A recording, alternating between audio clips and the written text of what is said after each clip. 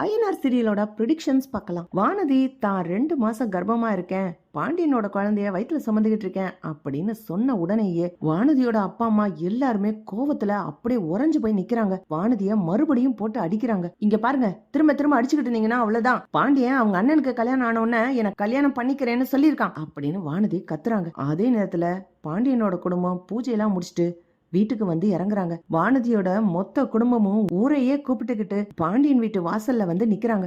டேய், என்னன்றா இப்படி ஊர் ஊரா திரியுறீங்க?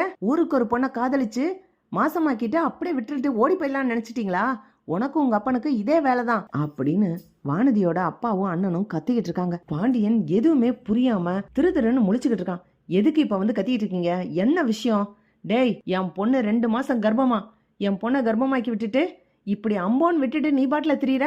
உங்க அண்ணனுக்கு கல்யாணம் ஆகிற வரைக்கும் எப்படா காத்திருக்க முடியும்? என் பொண்ணை ஊர் சேனலாம் பார்த்து கேவலமா பேசுறதுக்கா அப்படின்னு அவங்க அம்மா கத்துறாங்க. பாண்டியனை சோழன் சேரன்லாம் அதிர்ச்சியா பாக்குறாங்க. டே பாண்டியா, என்ன அப்படின்னு. அண்ணே ஒண்ணும் இல்ல, எனக்கே என்னன்னு தெரியல, இப்படிலாம் எதுவுமே இருக்காது, நான் வானதி கிட்ட கேக்குறேன் அப்படின்னு பாண்டியன் சொல்றான். வானதி கண் சிமிட்டுறாங்க. டேய், வானதி கர்ப்பம்னு சொல்லி சொல்றான், உண்மையா பொய்யா அப்படின்னு அவங்க அப்பா சட்டையை பிடிச்சு கேட்கும்போது பாண்டியன் அப்படியே வானதியை திரும்பி பாக்குறாங்க.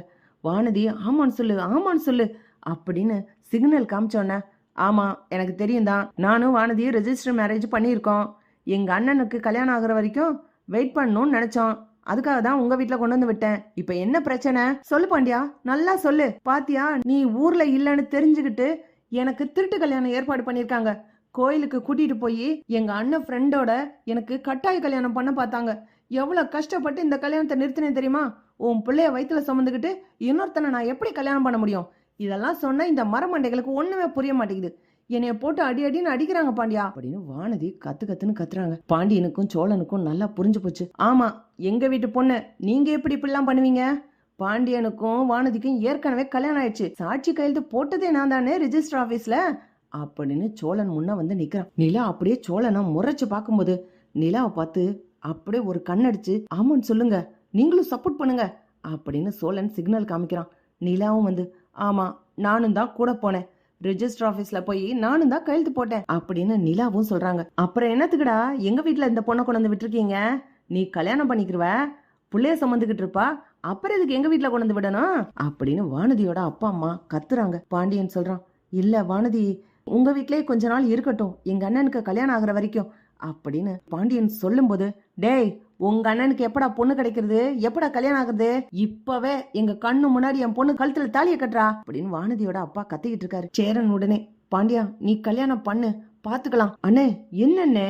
பாண்டியனோட நிலைமை புரியாம, ஏங்க என்னங்க, ஒரு கோயில்ல வச்சு தாலி கட்டுன்னு சொன்னா கூட பரவாயில்ல, இப்படியா வீட்டு வாசல்ல நடுவுல வச்சு தாலியை கட்டுவாங்க? அடுத்து வர்ற முகூர்த்தத்திலேயே பாண்டியனுக்கும் வானதிக்கும் கல்யாணத்தை வச்சுக்கலாம், நீங்க சொல்ற கோயிலே கல்யாணத்தை வச்சுக்கலாங்க அப்படின்னு சோழன் சொல்லி அனுப்புறான். பாண்டியன் சேரன் சோழன் கிட்ட போய், என்னன்னு இப்ப வானதியா அவங்க வீட்லயும் விட முடியாது, நம்ம வீட்லயும் வச்சிருக்க முடியாது, என்னென்ன பண்றது? வானதிக்கு எனக்கும் கல்யாணம் ஆகணும்னா சேரன் அண்ணனுக்கு கல்யாணம் ஆயிருக்கணும், இல்லன்னா நான் வானதி கழுத்துல தாலி கட்ட மாட்டேன் அப்படின்னு பாண்டியன் புடிவாதமா இருக்கான். நீலாவும் சோழனும் சொல்றாங்க, டேய் நீயும் புடிவாதம் பண்ணாத, அண்ணனுக்கு இன்னும் பொண்ணே கிடைக்கல, எப்படி அண்ணனுக்கு கல்யாணம் பண்ண முடியும்?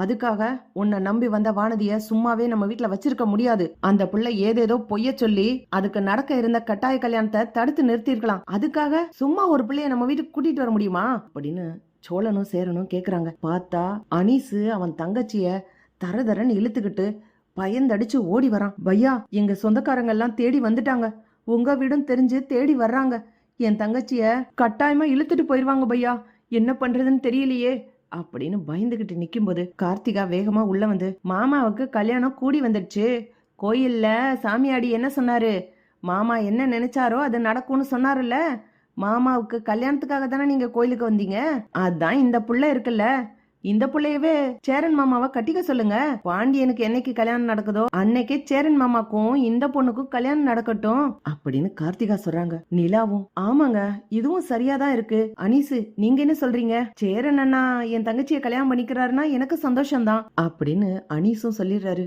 மறுநாளே சேரனுக்கும் பாண்டியனுக்கும் கோயில்ல ஒரே நேரத்துல கல்யாணம். பாண்டியன் வானதி, சேரன் அனீசு தங்கச்சிக்கும் கல்யாணம். பரவாயில்ல, வீட்டுக்கு 3 மருமக வந்துருச்சு, இனிமே இந்த வீட்டை பார்த்து பொண்ணுங்க தங்காத வீடுன்னு யாராலும் சொல்ல முடியாது அப்படின்னு நடேசன் ரொம்ப சந்தோஷமா பேசிட்டு இருக்காரு. இப்படி போனா நல்லா இருக்கும். பார்க்கலாம் ஃப்ரெண்ட்ஸ். லைக் பண்ணுங்க, ஷேர் பண்ணுங்க, கமெண்ட் பண்ணுங்க. Thank you friends.